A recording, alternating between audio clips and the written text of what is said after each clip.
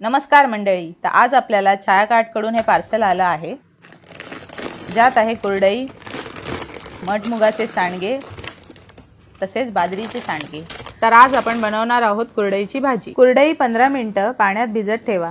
आजकालच्या धावपळीच्या जगात सगळ्यांनाच काही वाळवणीचे पदार्थ बनवणे शक्य होत नाही, म्हणून ग्रामीण आणि शहरी गृह उद्योगातील महिलांनी तयार केलेले होममेड आणि क्वालिटी उत्पादने आपण छायाकार्ट.com वरून सहज मागवू शकतो। एका कढईत तेल तापलं की त्यात मोहरी, जिरं, कढीपत्ता घाला। नंतर कांदा घालून वर थोडंसं मीठ घाला, म्हणजे कांदा लवकर शिजतो। कांदा चांगला परतला की लसूण चटणी, हळद, हिंग घालून परतून घ्या।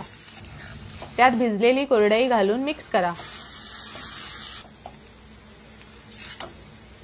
चवीप्रमाणे मीठ ॲडजस्ट करा। वरून कोथिंबीर घालून सर्व करा।